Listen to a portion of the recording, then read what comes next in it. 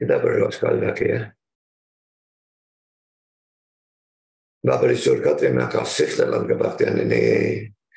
Kami mendapatkan kesempatan untuk membaca, mendengar, mempelajari, merenungkan sebagian firman Tuhan. Kami sekali lagi mohon Engkau hadir di sini, di gereja maupun di manapun ada orang yang mengikuti kebaktian ini. Dan Engkau memimpin, mengarahkan, memberkati acara firman-Nya, baik dalam penyampaian maupun dalam penerimaan. Tolong hamba mudah menyampaikan, berikan kekuatan jasmani, pikiran, suara, berikan pengurapan, berikan kata-kata, berikan apapun yang dibutuhkan supaya seluruh firman bisa sampaikan dengan baik, dengan benar, dan dengan sejelas-jelasnya. Dan kami berdoa supaya kami semua bisa juga dipersiapkan dalam mendengar firman. Berikan kami kesegaran, berikan kami hati yang terbuka, konsentrasi dan terang, sehingga kami bisa mengerti. Dan biarlah semua kami bisa menjadi pelaku firman dan bukan cuma pendengar dan pengerti firman. Dan mengingat topik hari ini berkenaan dengan persembahan persepuluhan, yang bukan saja diprokontrakan, tapi bagi yang menerima pun tidak terlalu banyak yang mau menjalankan dengan alasan pelit atau alasan ketidakcukupan atau apapun juga yang lain. Tolong Tuhan kiranya Engkau bekerja sehingga khotbah ini bisa tersebar dan kelompok anti persembahan persepuluhan itu bisa disadarkan dan dipertobatkan. Yang tidak mau memberikan karena pelit bisa disadarkan bahwa kalau Allah pelit terhadap dia tidak akan punya satu sen pun. Dan semua berkat yang dia dapatkan bukan hasil usahanya sendiri, tetapi merupakan berkat Tuhan. Dan biarlah dia bisa bersikap lebih royal kepada Tuhan, mengingat juga bahwa Allah sudah menjadi manusia, menderita, mati untuk menebus dosanya. Kalau dia memang menyadari hal itu, tidak ada hal yang terlalu besar yang dipersembahkan kepada Tuhan. Biarlah semua kami disiplin di dalam persoalan itu dan bukan bersikap sok bijaksana dengan alasan apapun tidak memberikan persembahan persepuluhan atau tidak seluruhnya atau cuma kadang-kadang saja dan sebagainya. Sekali lagi Satan pasti bekerja. Tolong kuatkan semua kami menghadapi godaan dan serangan Satan dalam bentuk apapun. Dalam nama Yesus kami berdoa. Amin.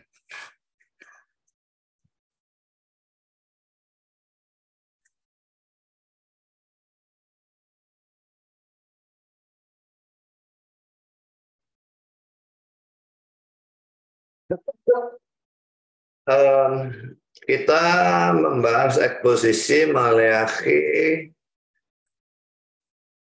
pasal 3 ayat 6 sampai dengan 12. Tapi karena ini panjang sekali, maka saya pecah menjadi dua.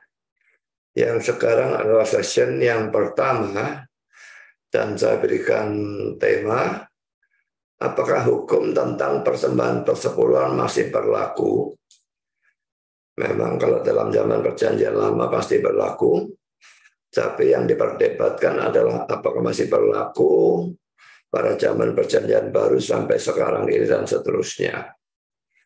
Sudah, mari kita baca teksnya lebih dulu ya. Maleakhi 3 ayat 6 sampai dengan ayat 12. Bahwasanya aku Tuhan tidak berubah, dan kamu Bani Yakub tidak akan lenyap. Sejak zaman nenek moyangmu, kamu telah menyimpang dari ketetapanku dan tidak memeliharanya. Kembalilah kepadaku, maka aku akan kembali kepadamu. firman Tuhan semesta alam. Tetapi kamu berkata, dengan cara bagaimanakah kami harus kembali? Bolehkah manusia menipu Allah? Namun kamu menipu aku. Tapi kamu berkata, dengan cara bagaimanakah kami menipu engkau? Mengenai persembahan persepuluhan dan persembahan khusus. Kamu telah kena kutuk, tetapi kamu masih menipu aku. Ya, kamu seluruh bangsa. Bawalah seluruh persembahan persepuluhan itu ke dalam rumah perbendaharaan, supaya ada persediaan makanan di rumahku. Dan ujilah aku, firman Tuhan semesta alam, apakah aku tidak membukakan bagimu tingkap-tingkap langit dan mencurahkan berkat kepadamu sampai berkelimpahan. Aku akan menghardik bagimu belalang pelahap, supaya jangan dihabisinya hasil tanahmu, dan supaya jangan pohon anggur di padang tidak berbuah bagimu, firman Tuhan semesta alam. Maka segala bangsa akan menyebut kamu berbahagia, sebab kamu ini akan menjadi negeri kesukaan, firman Tuhan semesta alam. Pertama-tama kita akan membahas bahwa Allah itu tidak berubah. Memang semua yang sempurna itu tidak mungkin berubah. Dan Allah itu sempurna. Kalau yang sempurna bisa berubah, dia berubah membaik atau berubah memburuk. Pikirkan. Kalau yang sempurna berubah membaik, lah berarti tadinya tidak sempurna kan. Kalau yang sempurna berubah memburuk, berarti sekarang menjadi tidak sempurna. Sempurna itu tidak memungkinkan perubahan. Dan dia akan sempurna secara terus-menerus. Jadi jangan disamakan sempurna dengan suci. Adam dan Hawa diciptakan dalam keadaan suci, bukan sempurna. Suci itu bisa memburuk, jatuh dalam dosa dan sebagainya. Tapi kalau sempurna seperti Allah, maka itu tidak memungkinkan. Mari kita baca ayat yang ke-6 ya. Bahwasanya aku Tuhan tidak berubah, dan kamu Bani Yakub tidak akan lenyap. Ada banyak orang yang beranggapan bahwa kalau mereka taat kepada Allah, maka Allah cinta pada mereka. Dan sebaliknya, kalau mereka tidak taat kepada Allah, maka Allah akan membenci mereka. Dengan kata lain, mereka beranggapan bahwa Allah tergantung kepada manusia. Dan ada yang menganggap bahwa ayat 7b yang berbunyi, kembalilah kepadaku, maka aku akan kembali kepadamu, firman Tuhan semesta alam, sebagai dasar bahwa Allah memang tergantung kepada manusia. Tetapi perlu kita ingat bahwa ada banyak ayat Alkitab yang ditinjau dari sudut pandang manusia. Dan ayat 7b ini adalah ayat yang seperti itu. Peninjauan dari pihak manusia tidak memberikan gambaran yang lengkap, bahkan tidak memberikan gambaran yang benar. Karena kalau kita melihat ayat 7b, maka kita perlu bertanya, bisakah manusia dengan kekuatan dan kemauannya sendiri kembali kepada Allah? Ini kan disuruh kembalilah kepadaku. Kalau kamu kembali, aku akan kembali padamu. Tapi masalahnya, perintah ini dia bisa lakukan atau tidak dengan kekuatan dan kemauannya sendiri. Kalau tidak bisa, berarti Allah harus bekerja untuk mengembalikan orang itu kepadanya. Jadi untuk menggenapi perintah itu, manusia itu butuh pertolongan dari Allah atau kasih karunia dari Allah. Maka dia bisa kembali. Dan Allah akan menggenapi janjinya, dia juga akan kembali kepada orang itu. Jadi inisiatif pertama selalu harus datang dari Tuhan dan bukan dari manusia. Manusia tergantung kepada Tuhan dan sama sekali bukan sebaliknya. Berdasarkan Yohanes 6 ayat 44 dan 65, jawabannya jelas adalah tidak bisa. Manusia dengan kekuatan dan kemauannya sendiri tidak bisa kembali kepada Allah, tidak bisa datang kepada Kristus dan sebagainya. Mari kita baca ayat ini, Yohanes 6 ayat 44 dan 65. Tidak ada seorang pun yang dapat datang kepadaku jikalau ia tidak ditarik oleh Bapa yang mengutus aku, dan ia akan kubangkitkan pada akhir zaman. Ayat 65. Lalu ia berkata, sebab itu telah kukatakan kepadamu, tidak ada seorang pun dapat datang kepadaku kalau Bapa tidak mengaruniakannya kepadanya. Saudara, kalau saudara sudah bisa dan sudah pernah sungguh-sungguh datang kepada Kristus, maka itu karena Bapa telah menarik saudara dan telah mengaruniakan hal itu kepada saudara.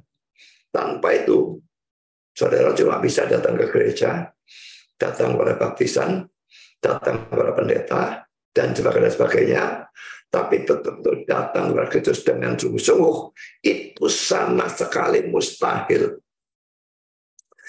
Jadi Allah harus bekerja lebih dulu dalam diri manusia. Baru manusia bisa dan mau kembali kepada Dia.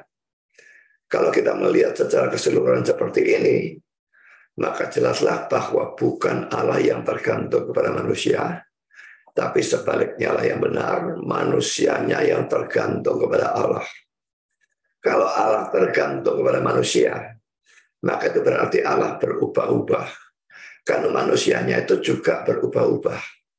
Tapi ayat 6 tadi jelas mengatakan bahwa Allah tidak berubah. Jadi dia tidak tergantung kepada manusia. Terjemahan hurufiah dari ayat 6 adalah, I, Yahweh, do not change, and you, sons of Jacob, are not destroyed. Aku, Tuhan atau Yahweh, tidak berubah. Dan kamu, anak-anak Yakub, tidak dihancurkan. Kata Tuhan dalam bahasa Ibrani adalah Yahweh atau YHWH, yang kalau dilihat dari Keluaran 3:14-15 berarti I am who I am. Aku adalah aku, yang menunjukkan ketidakberubahan Allah. Lalu pada ayat 6 itu masih ditambahkan lagi kata-kata tidak berubah. Jadi ayat ini sangat menekankan ketidakberubahan Allah. Dan inilah yang menyebabkan dia tidak menghancurkan Israel. Ayat 6, kata akan itu sebetulnya harus dibuang ya.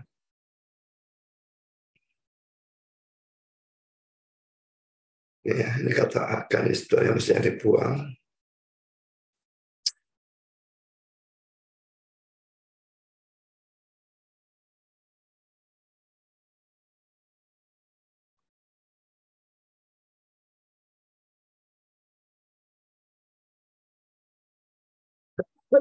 Allah mempunyai rencana dengan Israel, yaitu rencana tentang juru selamat atau Mesias. Ingat ini Maleakhi kan zaman perjanjian lama. Jadi juru selamatnya belum datang memang. Yang Mesias belum dilahirkan. Karena itu ia memilih Israel sebagai bangsa pilihan yang ia kasih. Tetapi Israel terus menyeleweng dan hidup dalam dosa. Ayat 7a. Apakah Allah lalu berubah pikiran atau mengubah rencananya dengan memusnahkan Israel dan lalu memilih bangsa lain, dan melalui bangsa lain itu Mesiasnya dilahirkan? Tidak. Allah dan rencananya tidak berubah. Dia tidak memusnahkan Israel dan tetap mengatur sehingga Mesias itu lahir dari bangsa Israel. Sekarang kita masuk pada poin yang kedua.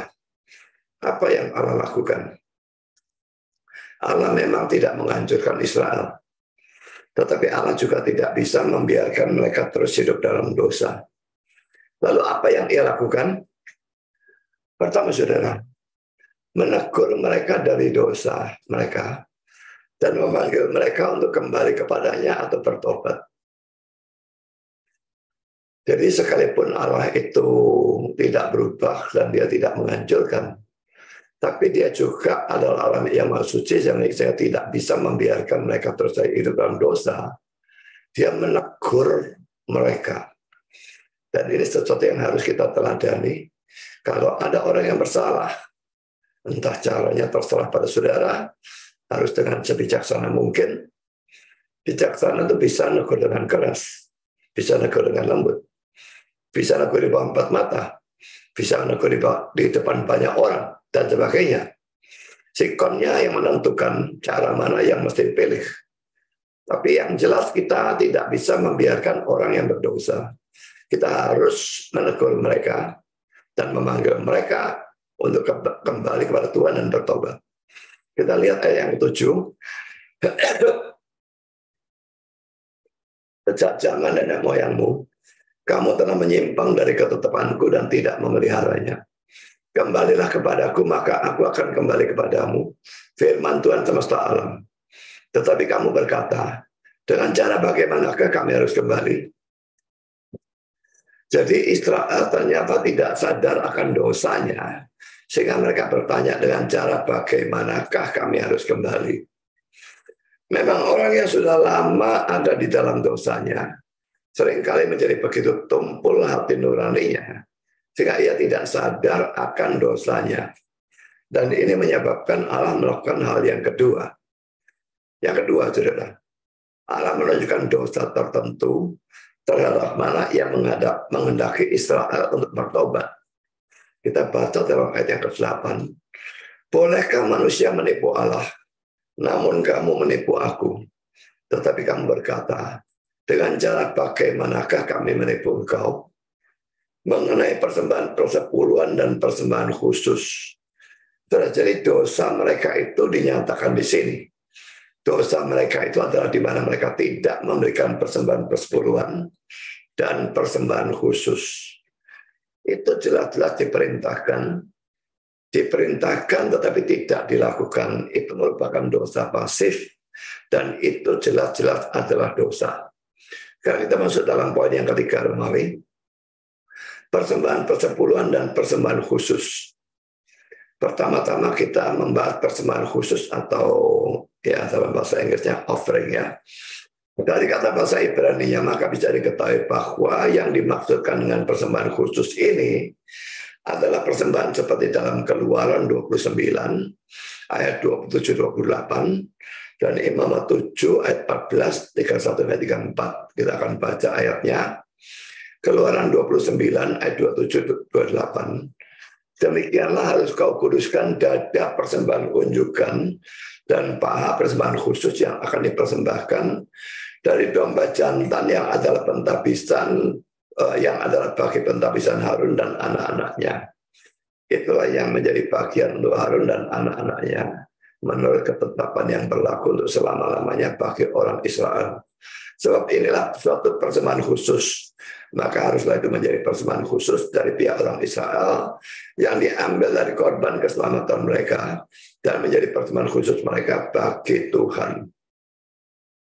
Sekarang Imamat 7, 14, 31-34. Dan daripadanya, yakni dari setiap bagian persembahan itu, haruslah dipersembahkannya satu roti sebagai persembahan khusus bagi Tuhan.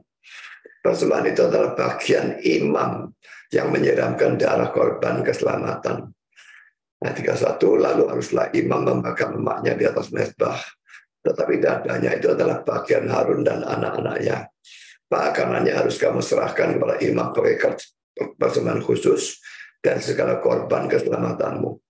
Siapa dari antara anak-anak Harun yang mempersembahkan darah dan lemak korban keselamatan, maka dialah yang harus mendapat makanan itu sebagai bagiannya.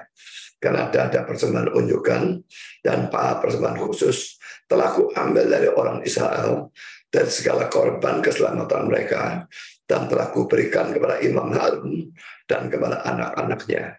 Itulah suatu ketetapan yang berlaku bagi orang Israel untuk selamanya. Jadi pada waktu mereka memberikan persembahan tertentu, maka sebagian dari binatang yang akan dipersembahkan itu harus diberikan kepada imam atau orang Lewi. Dosa mereka dalam hal ini ialah bahwa mereka tidak melakukan hal itu. Saudara, sebagai catatannya, untuk zaman ini, persembahan khusus itu jelas sudah tidak ada lagi. Karena mempersembahkan korban, keselamatan, dan sebagainya, itu cuma suatu tipe dari Kristus. Waktu tipenya sudah muncul, waktu antitipenya sudah muncul, maka tipenya tentu harus disingkirkan. Jadi persembahan khusus ini termasuk dalam ceremonial law, hukum yang berhubungan dengan upacara keagamaan yang sudah tidak perlu dilakukan sejak kedatangan Kristus, khususnya sejak kematian Kristus sebetulnya ya, bukan kedatangannya.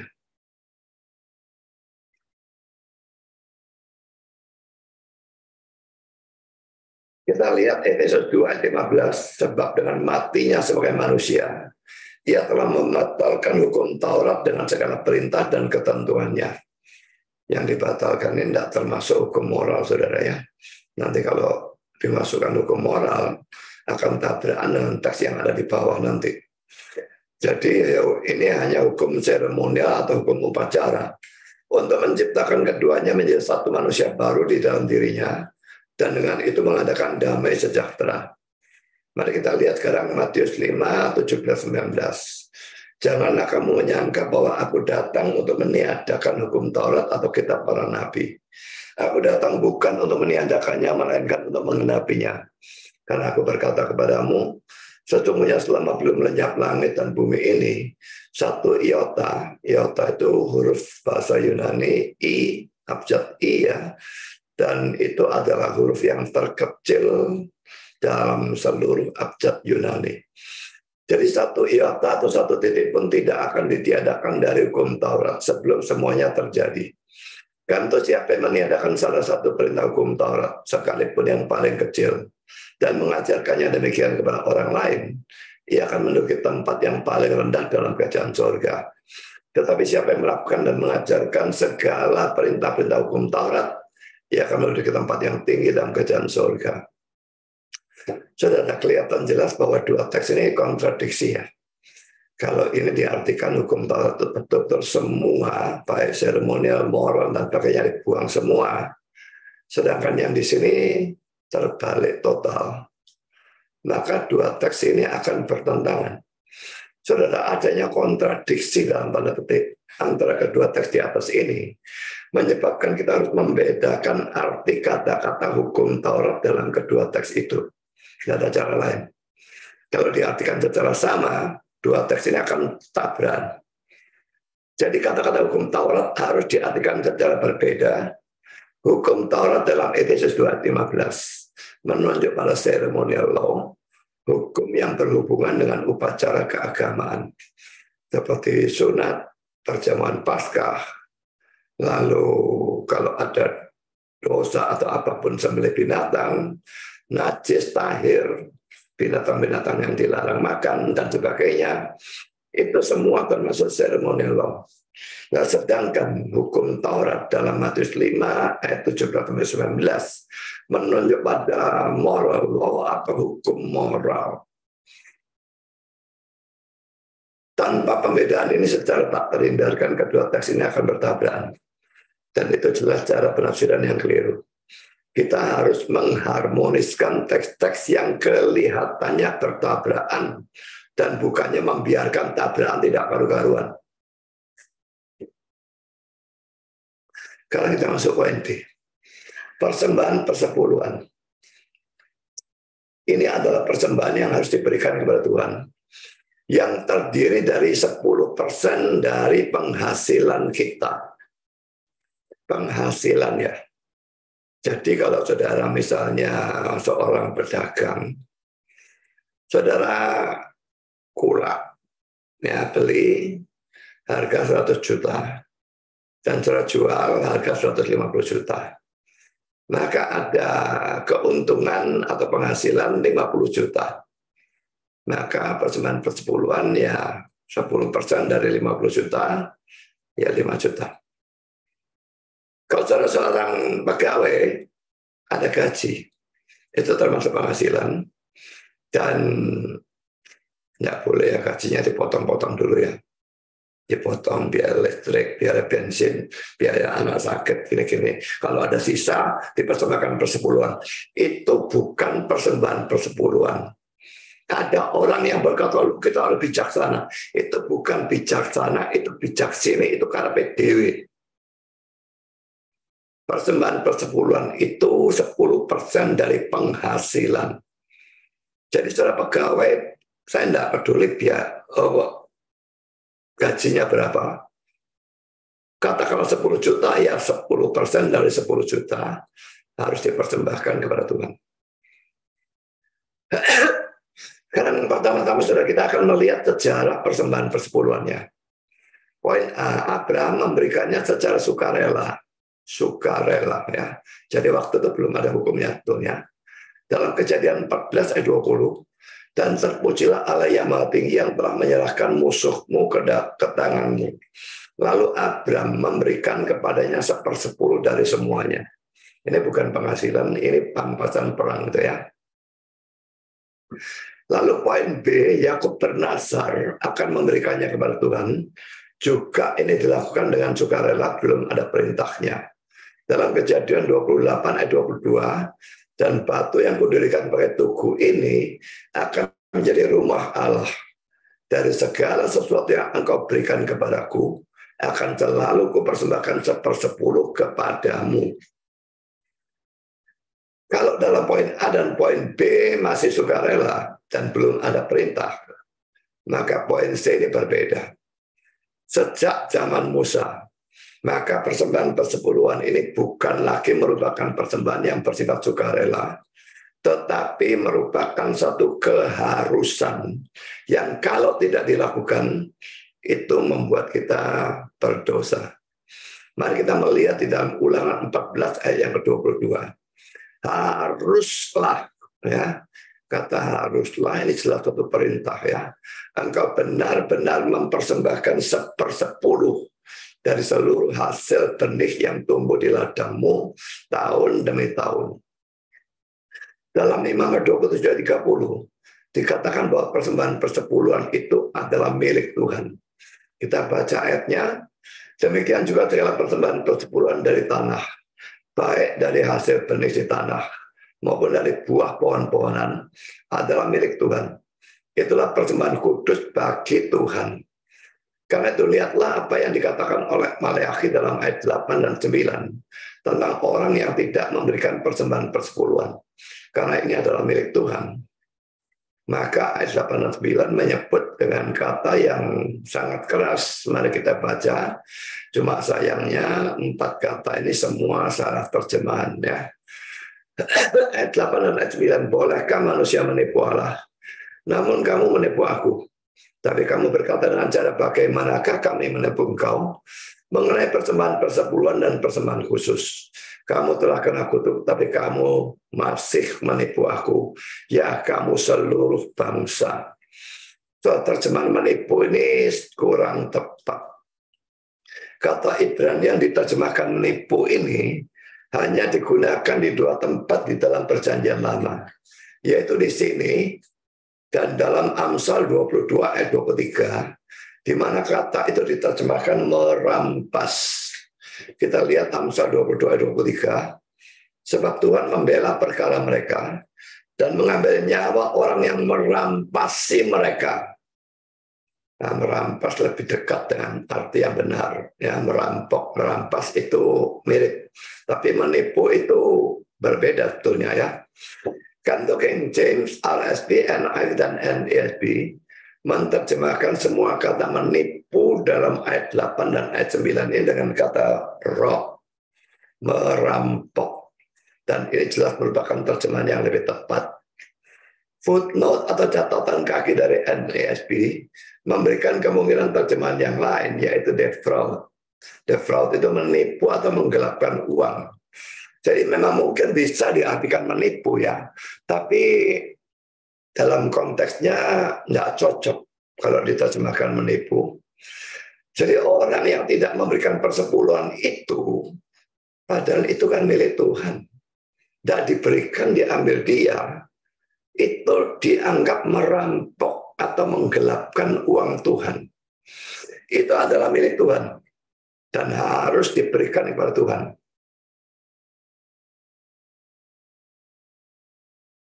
Persepuluhan dengan setia. Atau apakah saudara adalah perampok atau orang yang menggelapkan uang Tuhan? Jangan main-main dengan hal ini. Karena mungkin saja Tuhan biarkan. Tapi ada saatnya dia akan bertindak.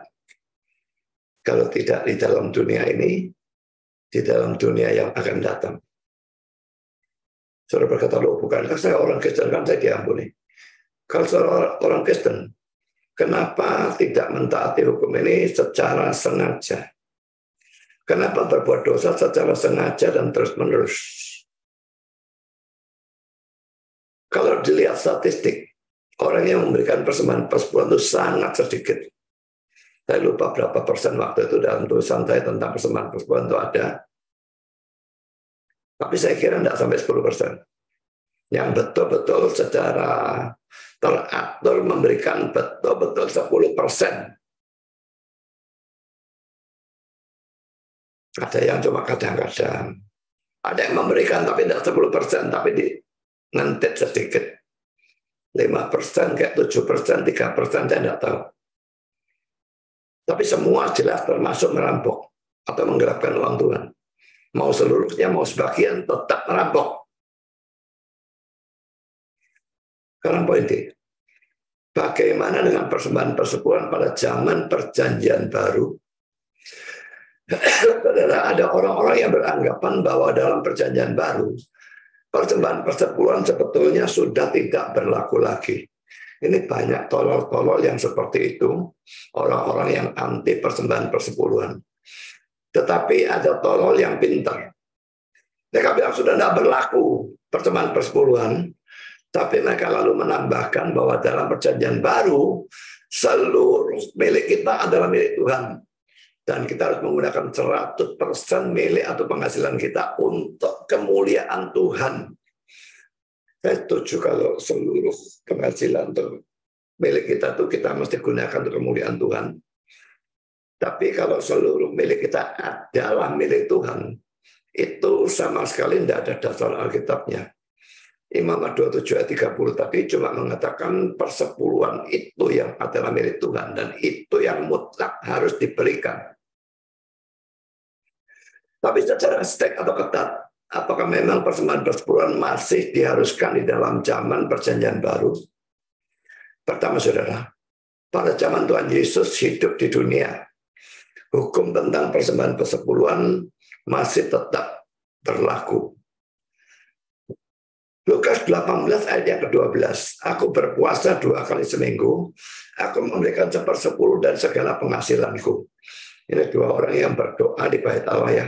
Yang satu pemungut cukai, yang satu orang Farisi. Dan di sini orang Farisi itu dalam doanya memegahkan dirinya, menyebutkan perbuatan baiknya, dan dia tidak melakukan dosa-dosa ini, dan tidak seperti pemungut cukai itu. Dan di antara perbuatan baiknya, dia berkata, aku memberikan 1/10 dari segala penghasilanku.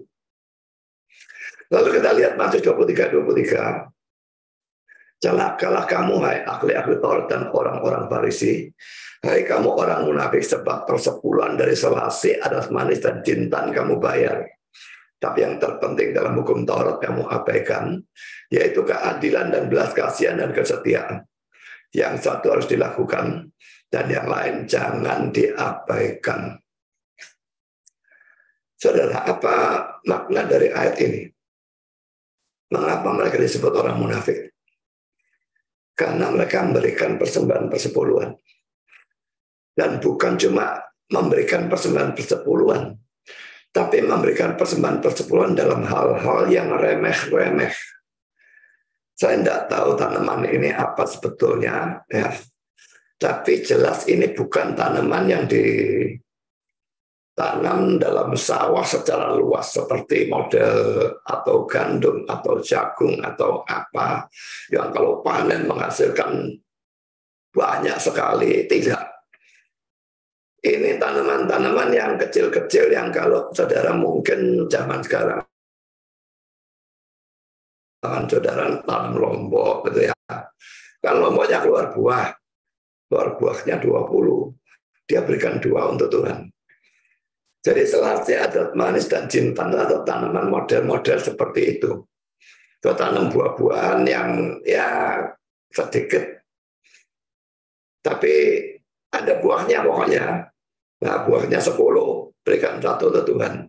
Jadi dalam hal ini mereka ketatnya luar biasa. Bahkan yang kecil-kecil pun mereka berikan persembahan persepuluhan. Tapi yang terpenting dalam hukum Taurat kamu abaikan, yaitu keadilan dan belas kasihan dan kesetiaan. Biarpun hukum tentang persembahan persepuluhan itu penting, Tapi kalau dibandingkan dengan keadilan, belas kasihan, dan kesetiaan, jelas jauh kalah penting. Jadi munafiknya ini, mereka melakukan hal-hal yang kurang penting, tapi hal-hal yang sangat penting, yaitu keadilan, belas kasihan, dan kesetiaan, itu mereka tidak lakukan. Lalu Yesus mengatakan, yang satu harus dilakukan, dan yang lain jangan diabaikan. Berarti apa, saudara? Apakah berarti, keadilan, belas kasihan, dan kesetiaan harus dilakukan, tapi persepuluhan dan sebagainya ini tidak perlu, begitu? Perhatikan, yang satu harus dilakukan dan yang lain jangan diabaikan. Berarti dua-duanya harus dilakukan. Keadilan, belas kasihan, dan kesetiaan harus dilakukan. Persepuluhan bahkan dari hal yang remeh-remeh juga harus dilakukan. Jadi makanya kalau persembahan persepuluhan itu ya, tidak bisa saudara hanya memberikan dari penghasilan, misalnya saudara dagang, keuntungannya diberikan persepuluhan. Tidak bisa juga saudara sebagai pegawai, penghasilannya berapa, berikan persembahan persepuluhan. Saudara punya uang di bank, dalam tabungan biasa pun kan ada bunganya ya. Bunganya kecil sekali sekarang ini kan. Kalau deposito saja bunganya cuma 4%. Kalau tabungan biasa berapa? Sedikit sekali, apalagi kalau jumlahnya sedikit. Kalau sudah taruh 1 miliar gitu ya. Tapi kalau sudah punya cuma 30 juta, taruh tabungan, bunganya berapa? Tapi tetap saudara, yang sedikit pun itu harus memberikan. Kalau tidak memberikan bisa seperti apa yang saya lakukan. Saya tidak memberikan. Kalau cuma tabungan di bank ada 50 juta atau berapa, saya tidak bela ngitung, saudara. Tapi uang yang saya terima memang untuk saya sebagai hamba Tuhan bukan gaji ya, biaya hidup. Lalu kalau ada orang memberikan persembahan kepada saya dan sebagainya, atau dari kalau berbayar saya mendapatkan uang, saya memberikan persembahan persepuluhan. Tapi karena misalnya saya terima, saya tidak berikan 4,5 juta. Saya bulatkan ke atas menjadi 5 juta. Jadi yang di bank tadi itu pasti tidak sampai 500.000 bunganya. Karena ini saya lebih, saya tidak ngentet duitnya Tuhan. Itu saja maksud saya. Saya tidak bela ngitung, malah saya ngitung berapa bunganya. Nanti ada orang-orang yang kalau memberikan persembahan persepuluhan jumlahnya ganjil sekali. Misalnya 50.000, 250, lalu tambah lagi 50.000, ya 250. Seperti itu lah ya. Ganjil begitu. Betul-betul dihitung 10%. Saya tidak mau perhitungan modal. Karena nanti saya tahu-tahu ngantet duitnya Tuhan. Kalau memang 50 atau 55, pembulatannya biarpun lebih dekat ke bawah. Saya tidak pernah bulatkan ke bawah, saya bulatkan ke atas. Saudara, ayat-ayat ini dipakai sebagai dasar untuk mengatakan bahwa hukum itu masih berlaku sampai saat ini. Tapi saudara, penggunaan kedua ayat di atas sebagai dasar tidak cocok. Karena secara teologis, perjanjian baru dimulai setelah Yesus mati di atas kayu salib. Kan kalau kita lihat, Yesus itu masih disunat pada hari ke-8. Dia melakukan upacara-upacara perjanjian lama seperti perjamuan Paskah dan sebagainya. Jadi secara teologis, kedua ayat itu masih ada dalam zaman perjanjian lama. Waktu Yesus mati, tirai bait suci terbelah dua, menunjukkan seluruh bait Allah dengan imam-imam orang Lewi, lalu hukum upacara, korban-korban dosa, semua dibuang. Baru kita sebetulnya masuk dalam zaman perjanjian baru. Jadi ada suatu perbedaan ya, secara alkitabiah dan secara teologis. Kalau ditinjau dari Alkitab, batas perjanjian lama dan perjanjian baru adalah Maleakhi dan Matius. Jadi Matius sudah masuk perjanjian baru. Tapi kalau dilihat secara teologis, Matius bagian awal-awal, Markus bagian awal-awal, juga Yohanes, Lukas bagian awal. Itu semua masih masuk zaman perjanjian lama. Baru dalam keempat Injil itu waktu ke dalam zaman perjanjian baru. Dua ayat ini jelas masuk zaman perjanjian lama. Jadi tidak bisa dijadikan dasar. Karena poin kedua, ada yang menganggap bahwa hukum tentang persembahan persepuluhan termasuk dalam ceremonial law atau hukum yang berhubungan dengan upacara keagamaan. Memang kalau, saya katakan kalau, atau andai kata, hukum tentang persembahan persepuluhan termasuk dalam ceremonial law, itu pasti dihapuskan di dalam zaman perjanjian baru. Semua seremonial law tanpa kecuali dihapuskan dalam zaman perjanjian baru. Dalam teks Maleakhi ini pun hukum tentang persembahan persepuluhan digabungkan dengan hukum tentang persembahan khusus. Tadi sudah kita bahas ya, masih ada imam, korban bakaran. Itu jelas-jelas persembahan khususnya termasuk dalam ceremonial law. Dan orang lalu mengatakan, ini persembahan khusus dan persembahan persepuluhan digabungkan dalam satu ayat. Kalau persembahan khusus ini suatu ceremonial law, tidak bisa tidak persembahan persepuluhan juga. Dan kalau termasuk dalam ceremonial law, maka berdasarkan Efesus 2 ayat 15 tadi, persembahan persepuluhan harus dihapuskan. Tapi saudara, benarkah bahwa hukum tentang persembahan persepuluhan termasuk dalam ceremonial law? Mari kita bahas tentang hal itu ya. Ini jawaban saya. Pertama poin A. Dalam perjanjian lama, ceremonial law dan moral law sering dituliskan secara berdampingan atau berurutan dalam satu teks atau satu ayat. Misalnya, saya berikan contoh. Ulangan 12 ayat 5-7.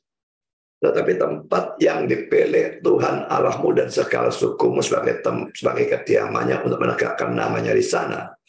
Tempat itulah harus kamu cari dan kesanalah harus kamu pergi. Kesanalah harus kamu bawa korban bakaran dan korban sembelianmu. Ini termasuk apa? Korban bakaran sembelian jelas seremonial. Persembahan persepuluhanmu dan persembahan khususmu. Persembahan khususmu termasuk seremonial. Korban nasalmu dan korban sukarelamu, anak-anak sulung, lembu sapimu dan kambing dombamu. Ini semua persembahan termasuk seremonial.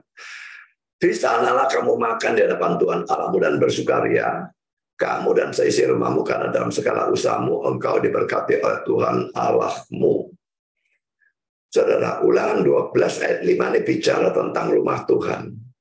Memang rumah Tuhan dalam perjanjian lama, ya, pasti menuju pada kemah suci atau bait Allah sebagai tempat berbakti.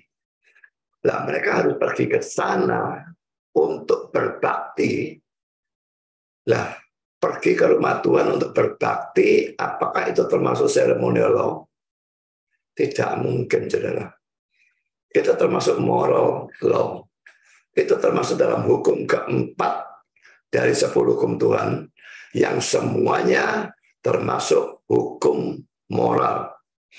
Tetapi lanjutannya berbicara tentang korban bakaran dan sebagainya yang jelas-jelas termasuk ceremonial law. Jadi kalau di sini hukum moral dan hukum seremonial itu bisa dicampur aduk dalam satu teks, maka kenapa dalam Maleakhi tidak bisa? Jadi kalau dalam teks Maleakhi tadi yang kita pelajari itu, persembahan khusus disebutkan berurutan dengan persembahan persepuluhan. Itu sama sekali tidak membuktikan bahwa persembahan persepuluhan juga termasuk dalam ceremonial law. Sekarang poin B. Hal lain yang harus kita perhatikan adalah ceremonial law adalah hukum yang Tuhan ciptakan. Bukan karena ketidaktaatan pada hukum itu memang merupakan sesuatu yang salah. Tetapi karena Tuhan mempunyai maksud tertentu dengan pemberian hukum itu. Sebagai simbol atau tipe atau bayangan dari sesuatu yang akan datang. Dan karena itu, sifat dari ceremonial law itu sementara. Kalau saudara misalnya lihat ya, orang sunat. Kalau orang tidak taat, tidak sunat, kenapa kok salah? Salahnya di mana? Kalau zaman sekarang orang sunat semua harus? Enggak. Saya tahu orang Amerika semua sunat, tapi demi kebersihan dan sebagainya, dan bukan urusan agama.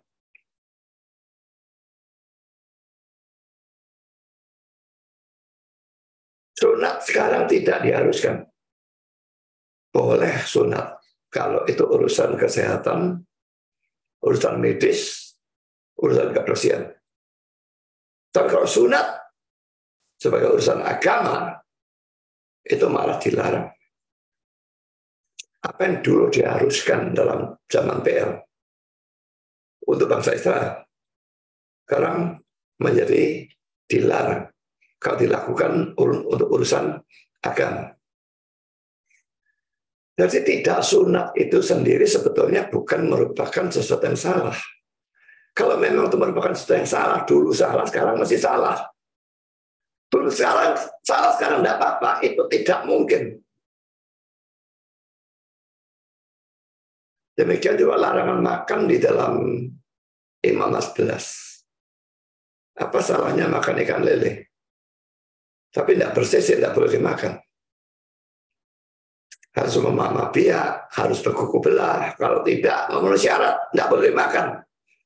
Burung ini tidak boleh, ikan ini tidak boleh, dan macam-macam hal. Banyak orang bilang karena itu urusan kesehatan. Kalau itu urusan kesehatan, maka dilarang. Karena ada babi di sana. Lalu mengapa sekarang diperbolehkan? Itu tidak berlaku lagi sekarang. Boleh.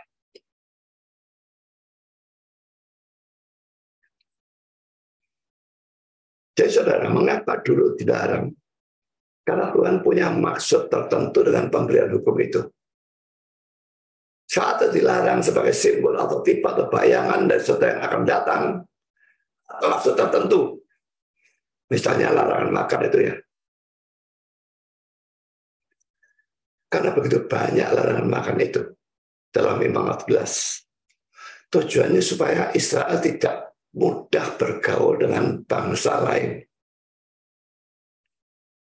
Kalau mereka mudah bergaul, nanti mudah kawin campur. Dibuat larangan itu, mau makan bareng, wah ini aku tidak boleh, ini aku tidak boleh, sukar, saudara. Akhirnya tidak bisa bergaul dengan bangsa-bangsa lain, dan itu membuat mereka tidak bisa kawin campur atau sedikitnya sukar untuk kawin campur. Tujuannya menjaga kemurnian Israel supaya nubuat kelahiran Mesias melalui Israel bisa digenapi. Nah kalau Israelnya kawin campur jadi blasteran, maka nubuat tentang kelahiran Israel dari kelahiran Mesias dari Israel tidak bisa digenapi. Jadi setelah Yesusnya itu lahir, dalam hal ini setelah Yesus lahir, sebetulnya larangan makan dalam Imam 14 sudah tidak diperlukan lagi.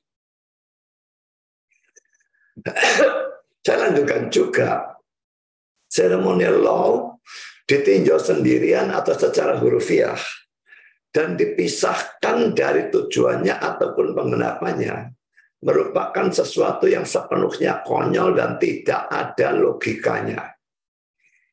Kalau hukum moral itu ada logikanya, saudara. Misalnya harus berbakti ya.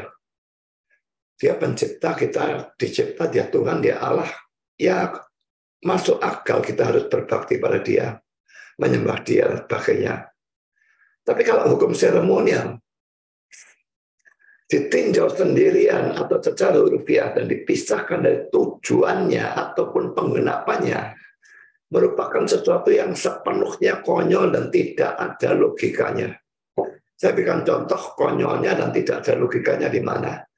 Pertama, larangan makan daging binatang tertentu dalam Imamat 11 dan sangat banyak ya. Sebetulnya apa salahnya memakan daging binatang apapun? Sebetulnya tidak ada salahnya. Apalagi mengizinkan binatang-binatang tertentu itu dimakan dan melarang binatang-binatang yang lain itu dimakan. Ini sama sekali tidak ada logikanya. Orang yang bilang tidak sehat, apakah ikan lele tidak sehat? Dan yang bilang babi tidak sehat, siapa yang bilang babi tidak sehat? Tersebar dalam grup WA yang boleh masuk ranking ke-8 makanan paling sehat dalam dunia. Tetapi ini tetap diperintahkan karena ada tujuan tertentu dari Tuhan. Yang tadi sudah saya bicarakan. Ya. Jadi ini termasuk ceremonial law. Tujuannya memisahkan Israel dari bangsa-bangsa lain. Supaya jangan sampai mereka musnah gara-gara persekutuan dan kawin campur dengan bangsa-bangsa lain. Setelah Yesus lahir, apalagi setelah dia mati dan bangkit, tidak dibutuhkan lagi kemudian bangsa Israel atau Yahudi. Dan karena itu larangan itu dicabut. Bahkan senang makan makanan binatang-binatang yang aneh-aneh. Makan landak, makan monyet. Makan lele tentu juga. Ikan yang tidak bersisik banyak yang saya makan. Dulu tidak boleh untuk Israel. Sekarang itu sudah dihapus. Sekarang poin kedua, contoh kedua ya. Ini contoh pertama tadi, contoh kedua. Mempersembahkan domba atau korban dosa.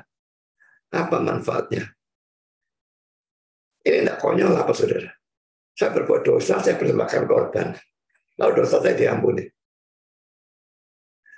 Kalau tidak karena ini tipe menunjukkan anti tipenya, maka aturan ini konyol dan sama sekali tidak punya logika.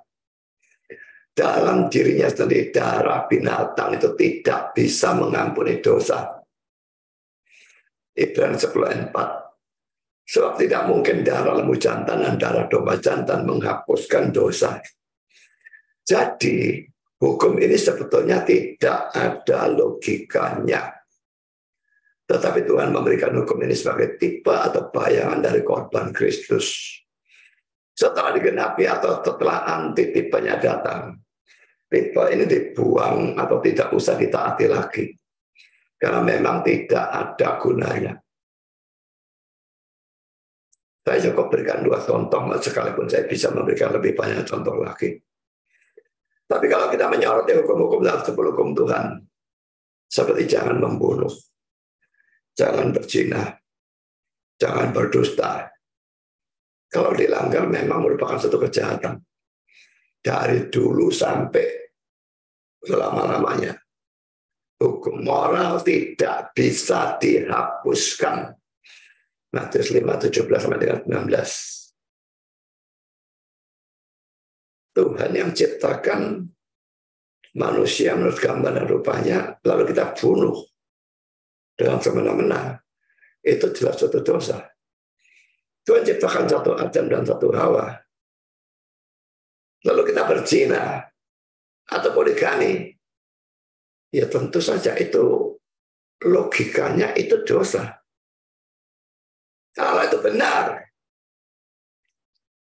kita sebagai anak-anaknya tentu harus mengucapkan kebenaran dan bukannya berdusta, memfitnah, dan sebagainya. Jadi kalau ini dilarang, ini masuk akal. Ini termasuk moral law dan berlaku selama-lamanya. Sekarang tentang persembahan persepuluhan, itu harus dilakukan untuk bisa berjalannya pelayanan dalam kemah suci atau bait Allah. Kalau bicara perjanjian lama, ya kemah suci bait Allah. Ini bukan tidak ada logikanya. Bahkan sebaliknya sangat logis. Karena tujuannya mencukupi kebutuhan pelayan-pelayan bait suci, apakah itu imam besar, apakah itu imam biasa, apakah itu orang-orang Lewi. Kalau ini tidak diberikan, maka pelayanan itu menjadi kacau.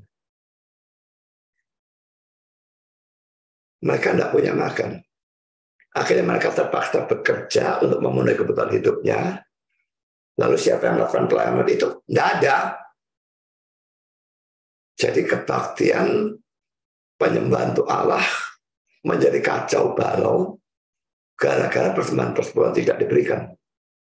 Jadi saudara, pertanyaannya, apakah tidak memberikan persembahan persepuluhan itu jahat atau tidak?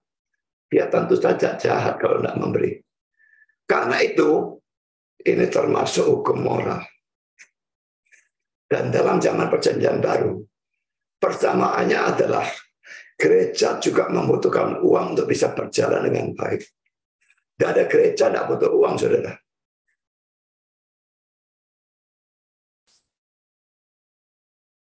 Kalau gereja sampai kekurangan uang, itu kesalahan dari banyak orang yang tidak memberikan persembahan persepuluhan.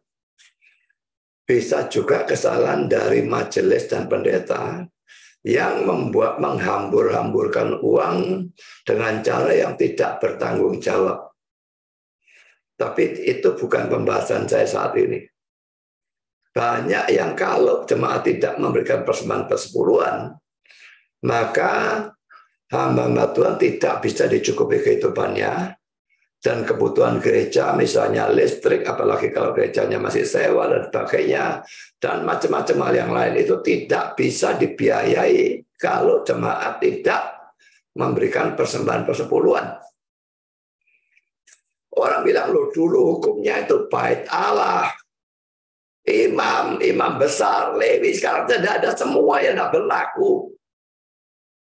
Ibadahnya kan tetap ada. Itu hamba Tuhan zaman PL, ini hamba Tuhan zaman PP.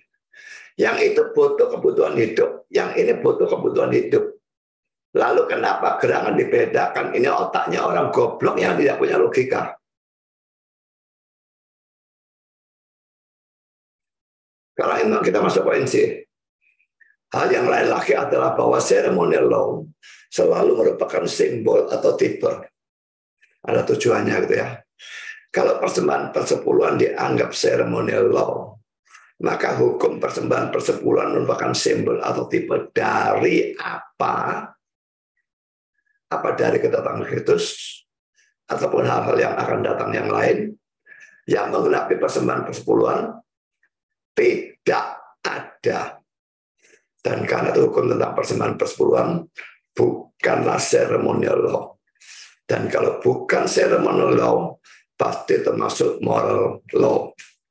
Memang bisa termasuk civil law ya, undang-undang. Tapi civil law itu semua hukum-hukum yang ada hukumannya. Berzina dihukum mati, dirajam, ya. Melakukan hal ini tangannya dipotong dan macam-macam hal yang lain. Itu civil law. Dan di sini jelas tidak. Jadi ini tidak termasuk civil law. Ini tidak termasuk ceremonial law. Ini pasti termasuk moral law.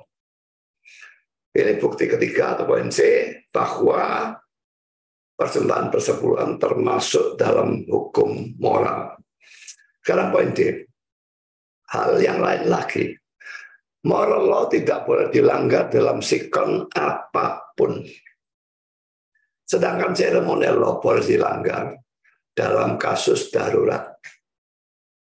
Saya akan memberikan bukti ya, bahwa dalam kasus darurat, ceremonial law boleh dilanggar. Jadi semacam dalam kota ini ada batas kecepatan ya. Kecepatan 40 gitu ya. Tapi sekarang kalau pemadam kebakaran yang lewat, ini keadaan darurat, maka itu jelas boleh dilanggar. Jadi peraturan 40 km per jam itu ya mirip-mirip dengan seremonial law. Sebetulnya kan apa sebabnya kalau jalan 50 lalu dianggap dosa? Dianggap dosa atau salah karena aturannya dibuat. Bukan karena jalan 50 itu sendiri sesuatu yang salah. Nah kalau di tol, nah jalan 60, 70, 80, 90, 100, enggak apa-apa. Sekarang mari kita lihat ya, di mana seremonial law dilanggar dalam keadaan darurat. Matius 12:4. Pada waktu itu pada hari Sabat, Yesus berjalan di ladang gandum. Karena lapar, murid-muridnya memakai kulir gandum dan memakannya. Melihat itu berkatalah orang-orang Farisi kepadanya, lihat, murid-muridmu berbuat sesuatu yang tidak diperbolehkan pada hari Sabat. Saudara, yang mereka maksudkan bukan urusan pencurian ya. Karena hukumnya ada pada saat itu kalau lewat ladang gandumnya orang lain. Kalau cuma mati beberapa lalu dimakan, itu tidak apa-apa. Asal saudara tidak ngambil gerobak lalu dipanen, diambil, lah itu lain. Saudara. Yang dipersalahkan itu, mereka gandum itu untuk dimakan kan, ini kan dulu ya, supaya kulit luarnya itu lepas. Lah itu dianggap sama seperti ya ndeploi gitu ya, biasanya supaya lepas dan sebagainya. Lalu mungkin kita tiup supaya kulitnya tuh pergi gitu ya. Dianggap sama dengan menampi.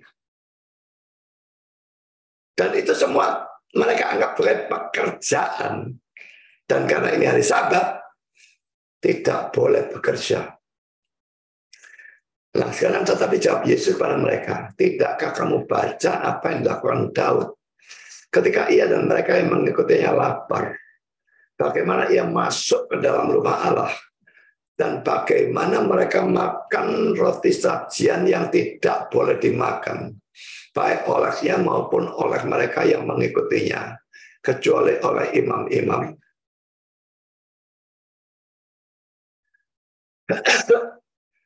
Mari kita lihat 1 Samuel 21 ayat 3-6. Maka sekarang apa yang ada padamu? Jadi ini Yesus menceritakan cerita dari ini ya. 1 Samuel 21 ayat 3-6. Maka sekarang apa yang ada padamu? Berikanlah kepadaku 5 roti atau apapun yang ada. Lalu jawab imam itu pada Daud, tidak ada roti biasa padaku, hanya roti kudus yang ada. Asal saja orang-orangmu itu menjaga diri terhadap perempuan. Daud menjawab imam itu katanya, memang kami tidak diperbolehkan bergaul dengan perempuan. Seperti sedia kala apabila aku maju berperang. Tubuh orang-orangku itu tahir, sekalipun pada perjalanan biasa, apalagi pada hari ini, masing-masing mereka tahir tubuhnya. Lalu imam itu memberikan kepadanya roti kudus itu, karena tidak ada roti di sana kecuali roti sajian. Roti itu biasa dianggap orang dari hadapan Tuhan, supaya pada hari roti itu diambil, ditaruh lagi roti baru. Roti itu hanya untuk imam, saudara. Keluaran 29, 32-34, Ulangan 25, 5-9, saya bisa baca sendiri. Dan ini merupakan ceremonial law, hanya untuk imam, dan sekarang sudah tidak ada imam kecuali Yesus kok. Jadi ini itu ceremonial law. Tapi Daud dan pengikut-pengikutnya memakannya karena lapar dalam arti kelaparan. Dibiarkan ini starving to death, ya, mati kelaparan mereka. Dan hal ini tidak pernah dianggap sebagai dosa atau kesalahan. Jadi mereka melanggar ceremonial law. Imam yang memberikan juga melanggar. Tetapi itu keadaan darurat, maka tidak dianggap sebagai dosa. Itu ceremonial law. Sekarang saya berikan tafsiran Adam Clarke tentang 1 Samuel 21 ayat yang ke-6. Cerita sejarah inilah yang disinggung oleh Tuhan kita, Markus 2 ayat 25, untuk menunjukkan bahwa dalam kasus kebutuhan yang mutlak, pelanggaran terhadap hukum yang bersifat upacara bukanlah dosa. Roti itu hanya boleh dimakan oleh imam-imam, tetapi Daud dan kawan-kawannya kelaparan. Tidak ada roti lain yang bisa didapatkan pada saat itu. Dan karena itu, ia dan kawan-kawannya memakannya tanpa berdosa. Melanggar hukum, melanggar seremonial law. Tapi kasus darurat, maka itu diizinkan. Dari 1 Samuel 22:10, kelihatannya imam saat itu Ahimelek berani memberikan roti itu karena dia sudah menanyakan hal itu kepada Tuhan. Kita baca 1 Samuel 22:10, dia menanyakan Tuhan bagi Daud dan memberikan bekal kepadanya. Juga pedang Goliat orang Filistin itu diberikannya kepadanya. Memang ada pro dan kontra tentang kata-kata ini. Tetapi kalaupun Ahimelek tidak menanyakan tentang roti itu pada Tuhan, pemberiannya memang bisa dibenarkan oleh pernyataan Yesus sendiri dalam Matius 12:3-4 yang sudah saya kutip di atas. Jadi, kesimpulannya, kebutuhan atau nyawa manusia lebih penting dari peraturan-peraturan ibadah atau ceremonial law. Sehingga ceremonial law boleh dilanggar dalam keadaan seperti itu, sekalipun ceremonial law itu diberikan oleh Tuhan sendiri. Jadi kalau ceremonial law, keadaan darurat, boleh dilanggar. Kalau tidak darurat, tidak boleh ya. Tapi sekarang bagaimana dengan moral law atau hukum moral? Dalam persoalan hukum moral, tidak ada sikon atau keadaan darurat apapun secara mutlak yang memperbolehkan kita untuk melanggar hukum moral tersebut. Contoh sederhana, Sadrak, Mesakh, dan Abednego tidak mau menyembah patung sekalipun harus dimasukkan ke dapur api. Ini nyawa mereka, saudara, taruhannya ya. Sebetulnya keadaan darurat kan. Tapi menyembah patung itu hukum moral.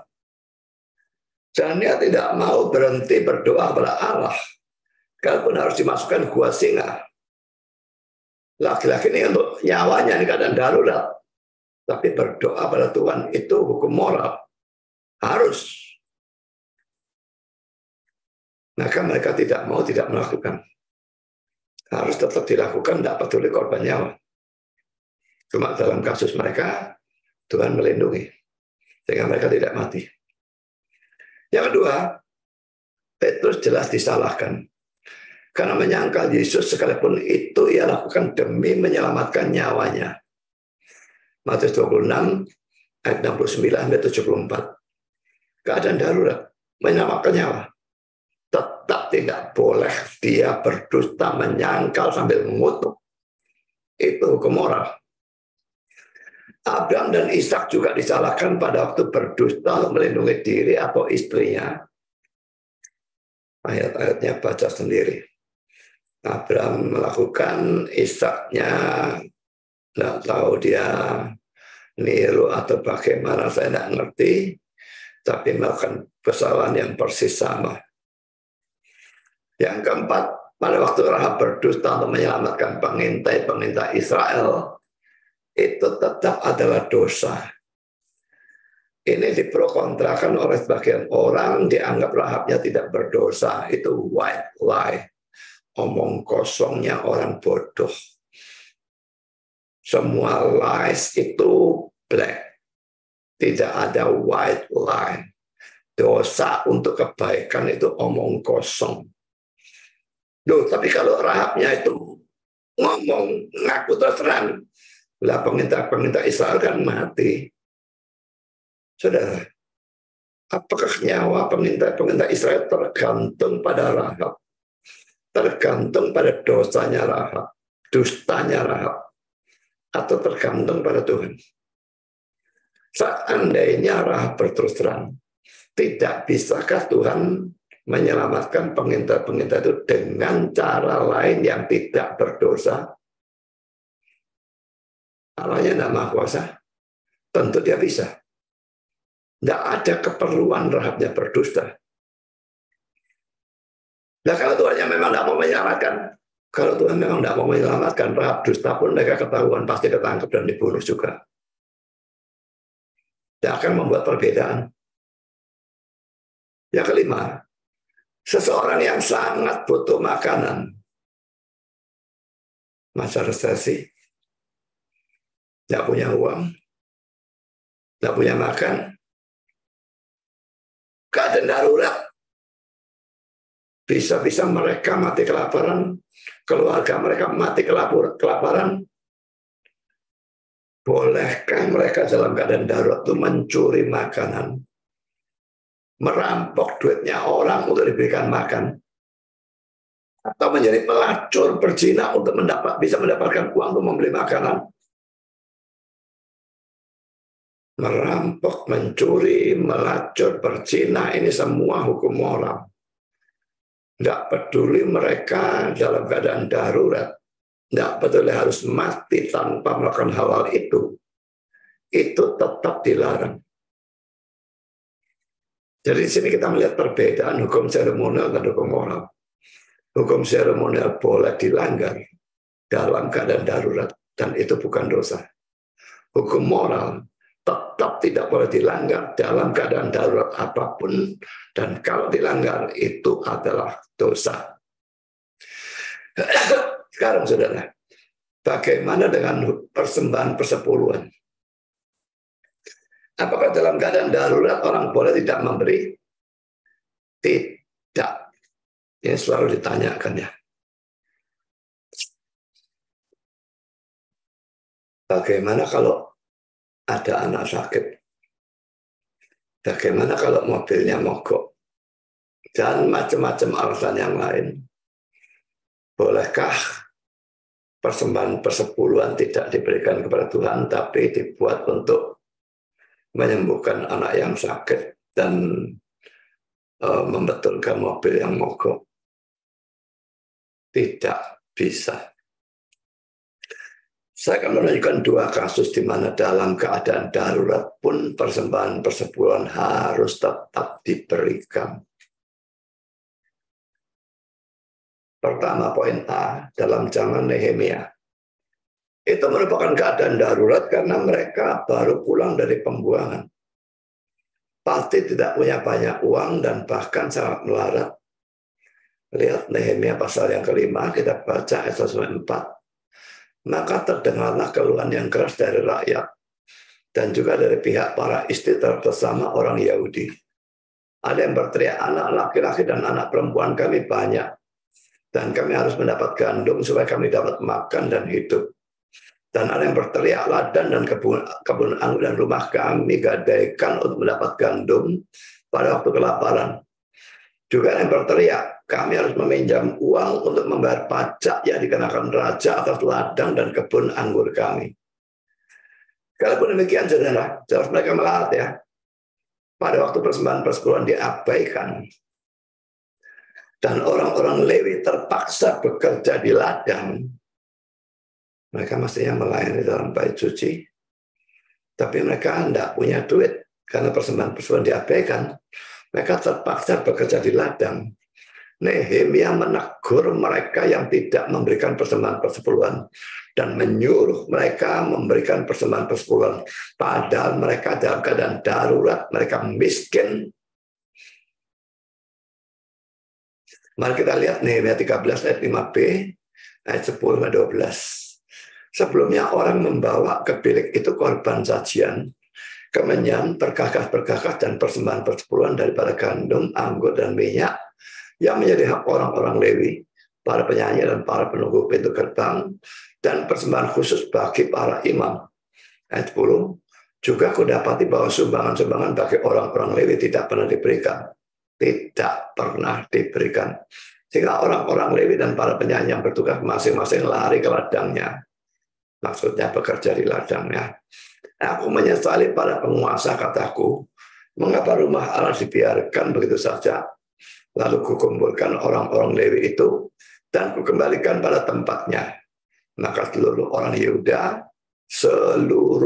Yehuda membawa laki persembahan persepuluhan daripada gandum, anggur, dan minyak ke perbendaharaan. Keadaan darurat, tidak memberikan ibadah kacau, marah Nehemia, takut mereka harus beri supaya ibadah bisa jalan. Contoh kedua, Ulangan 26 ayat 12-15. Apabila dalam tahun yang ketiga, tahun persembahan persepuluhan, engkau sudah selesai mengambil segala persembahan persepuluhan dari hasil tanahmu, maka haruslah engkau memberikannya kepada orang Lewi, anak orang asing, anak yatim, dan kepada janda, supaya mereka dapat makan di dalam tempatmu dan menjadi kenyang. Dan haruslah engkau berkata di hadapan Tuhan Allahmu, telah kupindahkan persembahan kudus itu dari rumahku, juga telah kuberikan kepada orang Lewi dan kepada orang asing, anak yatim, dan kepada janda, tepat seperti perintah yang telah kau berikan kepadaku. Tidak kulangkai atau kulupakan sesuatu dari perintahmu itu. Pada waktu aku berkabung, sesuatu tidak kumakan dari persembahan kudus itu. Pada waktu aku najis, sesuatu tidak kujauhkan daripadanya. Juga sesuatu tidak aku persembahkan daripadanya kepada orang mati. Tapi aku mendengarkan suara Tuhan Allahku. Aku berbuat sesuai dengan segala yang kuperintahkan kepadaku.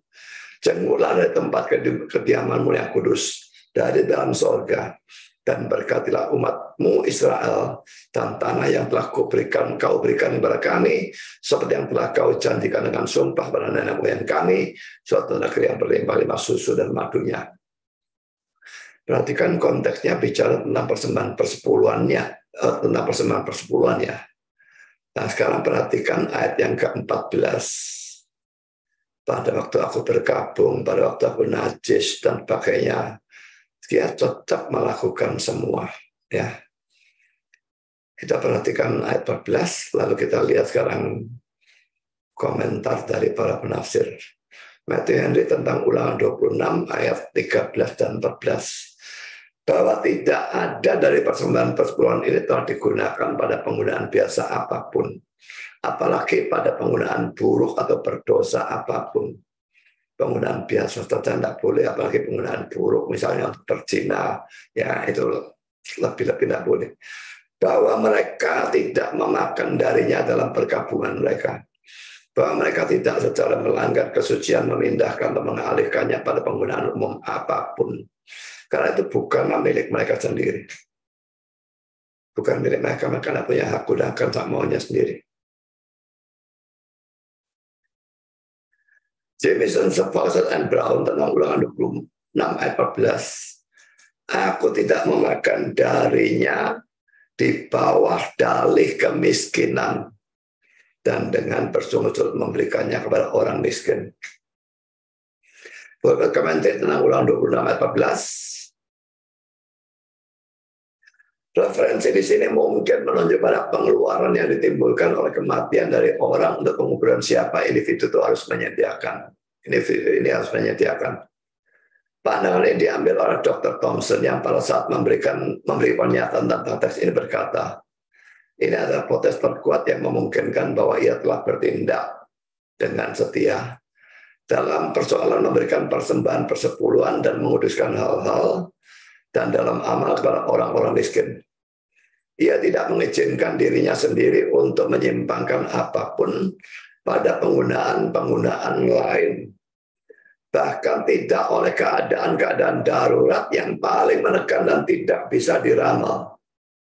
Di sini dianggap atau dinyatakan secara implisit bahwa saat-saat perkabungan untuk orang mati adalah mahal. Sekarang juga bisa mahal. Ya, untuk ngubur itu tanahnya saja mahal. Makanya saya lebih setuju kremasi. Tapi mereka zaman itu tidak ada kremasi, saudara. Di sini dianggap dan dinyatakan secara implisit bahwa saat-saat perkabungan untuk orang mati adalah mahal. Dan juga bahwa hukum yang keras dari tradisi mengharuskan orang yang kehilangan membiayai pengeluaran itu betapapun beratnya.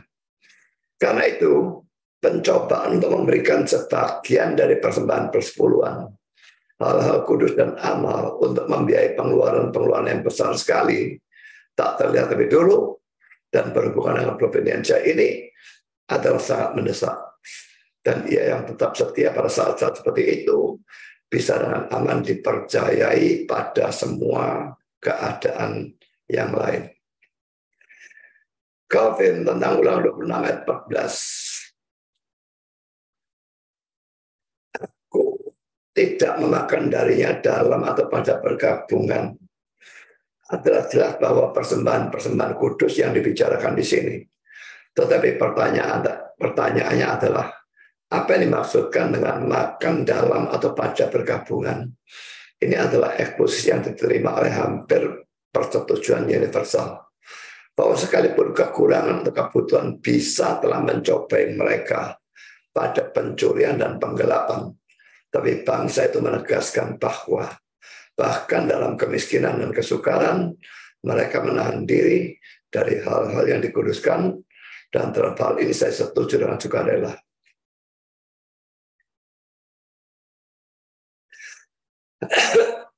Jadi saudara, dua contoh di atas ini menunjukkan bahwa dalam keadaan darurat pun persembahan persepuluhan harus tetap diberikan. Makanya kalau memberikan persembahan persepuluhan itu, kalau saudara pegawai ya begitu terima gaji berikan. Kalau memberikannya pada akhir bulan, lalu di sini terjadi hal-hal yang membutuhkan uang, tahu-tahu sisanya tidak sampai 1/10, maka saudara melanggar hukum ini. Nah, tapi kalau tak berikan dulu, lalu yang 90% tidak cukup. Saudara, kalau saudara memang mengutamakan Tuhan dan kerajaannya, tidak akan dia berjanji akan mencukupi saudara setidaknya dalam hal-hal yang pokok, kebutuhan pokok. Jadi bagaimana bisa tidak cukup?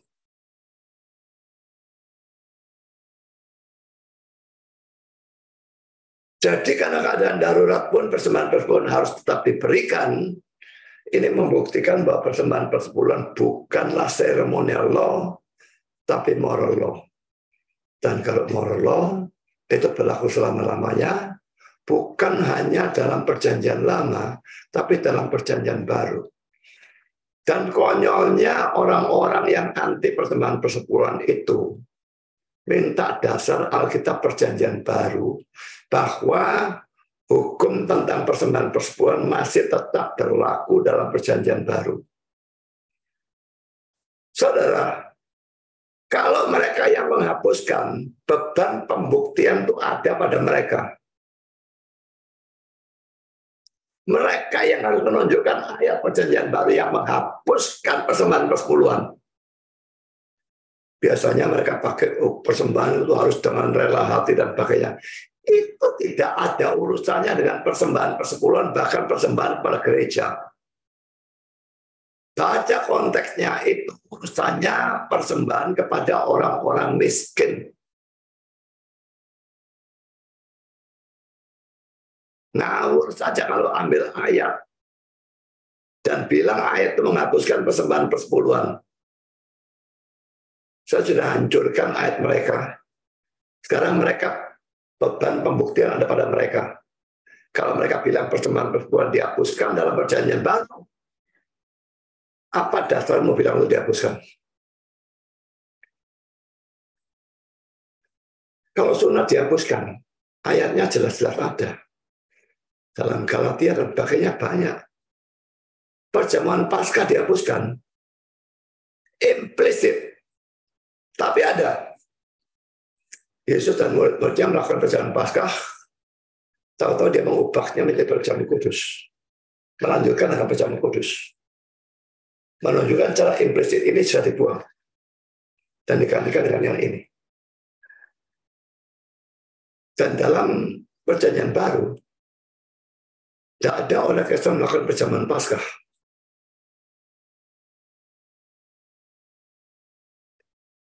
Jadi harus ada dasarnya kalau mau buang. Efesus 2:15 merupakan dasar seremonial dibuang semua. Tapi tidak pernah ada ayat yang membuang persembahan persepuluhan. Dan saya sudah buktikan persembahan persepuluhan masuk moral law dan bukan ceremonial law.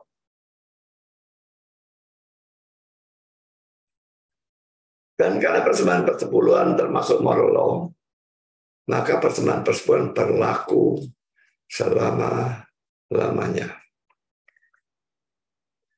Yang pelit dan tetap ngotot anti PP, yang pelit dan ngotot tidak mau memberi, tidak apa-apa.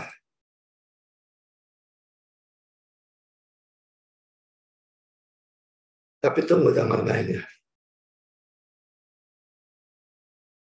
Tuhan tidak akan biarkan itu terus-menerus, saudara. Ada saat saudara harus mempertanggungjawabkan itu pada pengadilan akhir zaman.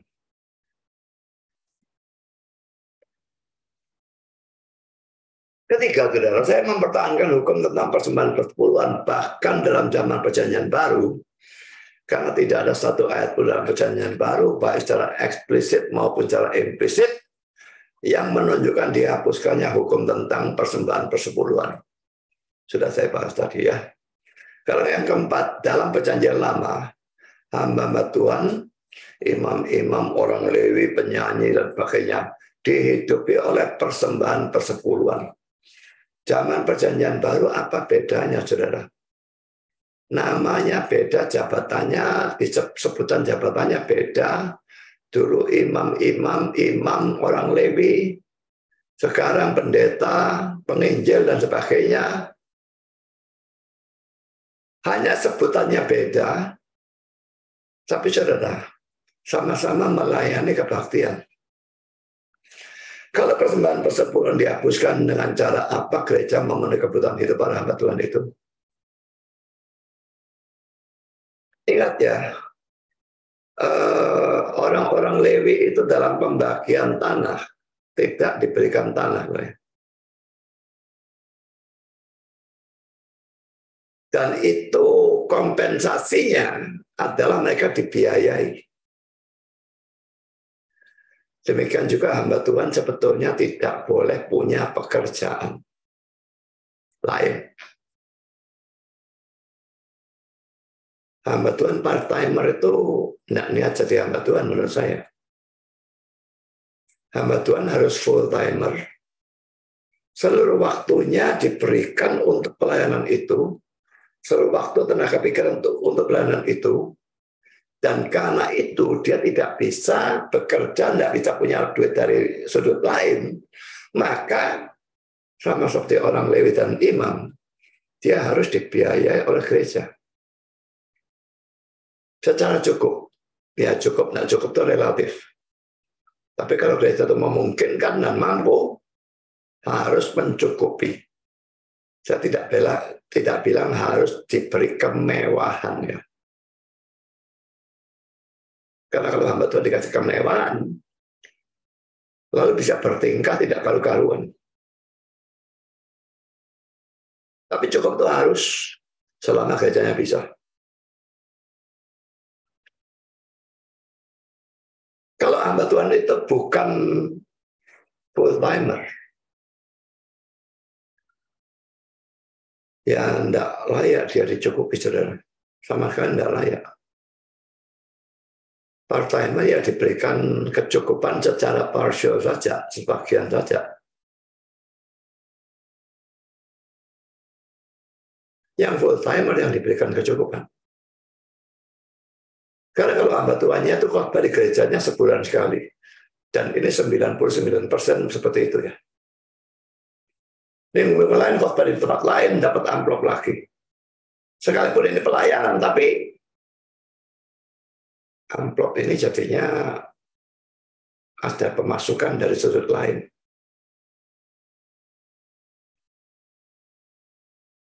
Lebih-lebih hamba Tuhannya jadi YouTuber, TikToker, dan buah apalagi. Lebih-lebih hamba Tuhannya masih dagang dan macam-macam hal yang lain. Dan ini berlaku juga untuk istrinya sebetulnya ya. Karena gereja membiayai itu kan juga hamba Tuhannya, juga istrinya, juga anak-anaknya. Tapi ya tahu diri jangan punya anak 10 gitu ya.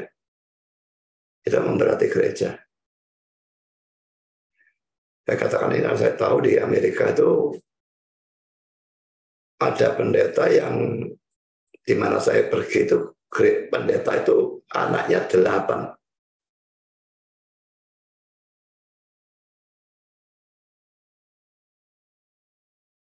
Ini memberati gereja secara tidak perlu. Anak 1 atau 2 cukup. 3 itu sebetulnya sudah kebanyakan. Saya nggak ngerti orang yang nggak terlalu mampu kok punya anak 3.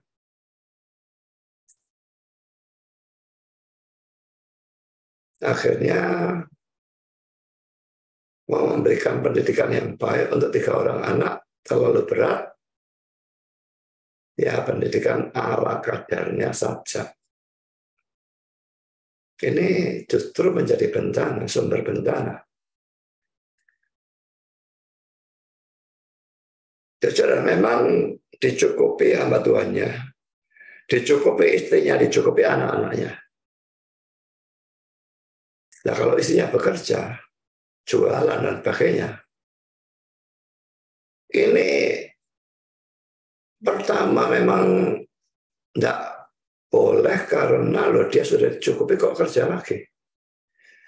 Kedua, rasanya tidak etis dia itu jualan kepada jemaat. Karena jemaatnya biasanya kan sungkan, tidak beli.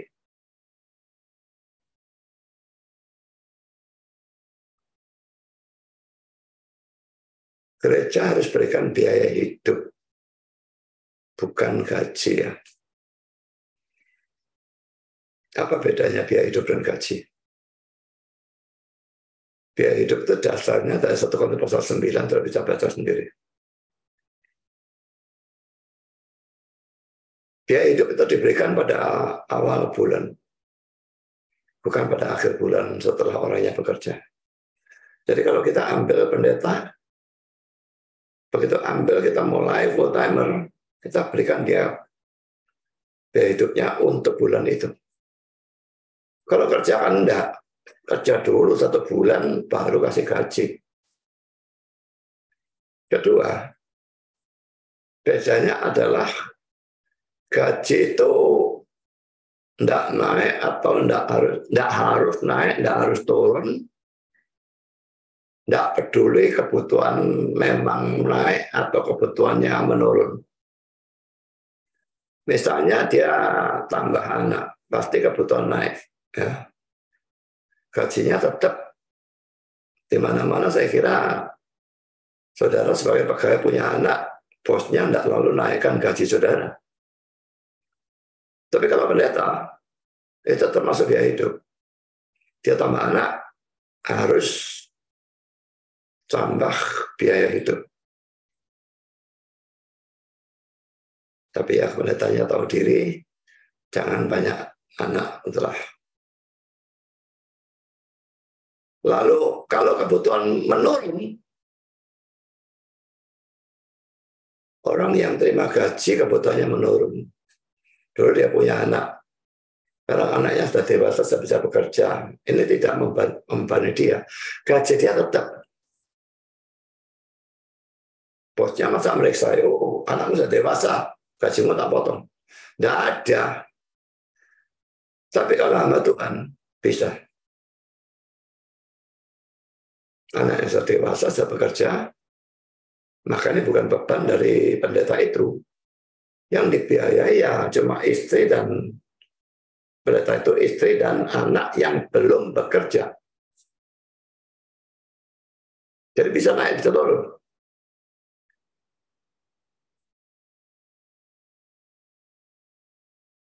Tapi antara hamba Tuhan PL dan hamba Tuhan PB tidak ada perbedaan.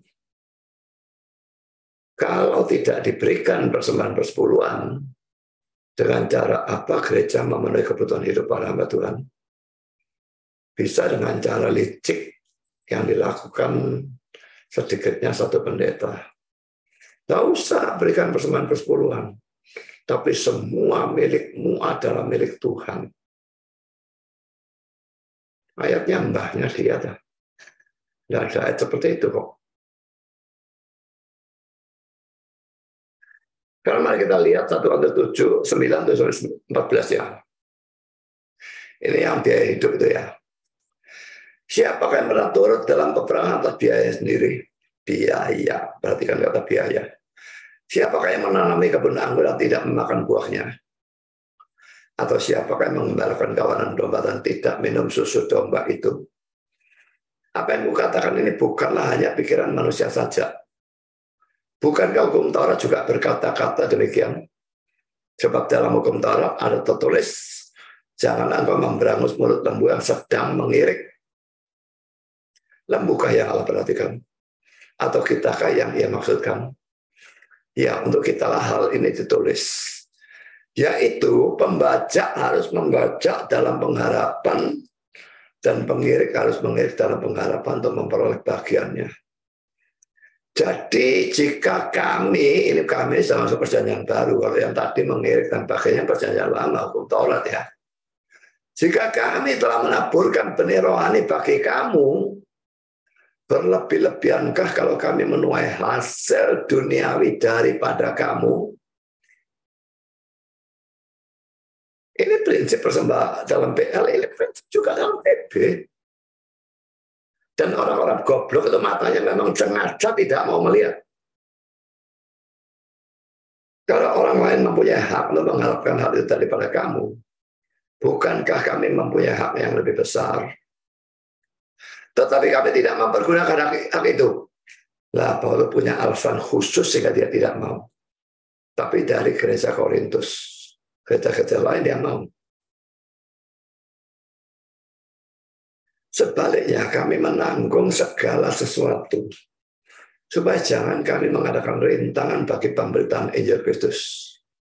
Tidak tahukah kamu bahwa mereka yang melayani dalam tempat kudus, ini dalam PL ya, mendapatkan penghidupannya di tempat kudus itu, dan bahwa mereka yang melayani mesbah mendapatkan bagian mereka dari mesbah itu, ini PL ayat 13. Karena ayat 14, demikian pula Tuhan telah menetapkan bahwa mereka yang memberitakan Injil harus hidup dari pemberitaan Injil itu. Ini PB. Ayat ini telah menyamakan PL dan PB, tidak peduli sebutan untuk hamba Tuhannya itu imam, orang Lewi, dan pakai ini pendeta. Tidak ada pedulian, saudara. Disamakan dalam PL, melayani dalam tempat kudus, mendapatkan penghidupannya di tempat kudus. Melayani mesbah, mendapat bagian dari mesbah. Demikian pula dalam PB, mereka memberitakan Injil harus itu ada pemberitaan Injil itu. Kayak full timer, memberitakan Injil, memberitakan firman Tuhan, maka saya harus hidup dari sana. Ya kalau gereja tidak diberi persembahan persepuluhan, lalu gereja memberi saya dari mana?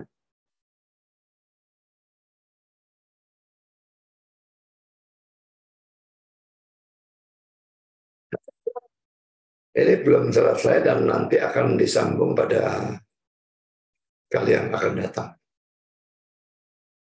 Tapi cukup argumentasinya saya kira bahwa persembahan persepuluhan itu tetap diwajibkan. Yang sudah melakukan, tetaplah lakukan. Dan yang belum melakukan, atau melakukan sebagian, sadari bahwa itu adalah dosa, dan bertobatlah. Tuhan memberkati saudara. Amin.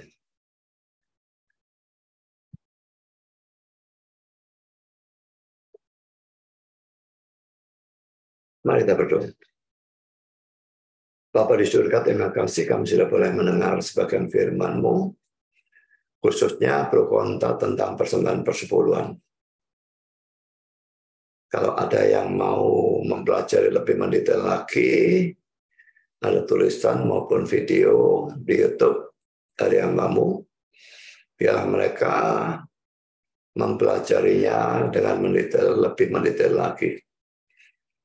Tapi rasanya pelajaran hari cukup menunjukkan bahwa persembahan persepuluhan memang tetap diharuskan, dan biarlah khotbah ini bisa disebarkan kepada orang-orang yang anti persembahan persepuluhan, apakah karena mereka mengira bahwa mereka punya dasar Alkitab, atau karena kepelitan mereka dan sebagainya. Dan biar ini bisa mempertobatkan mereka. Terima kasih Bapa, dalam nama Yesus kami berdoa. Amin.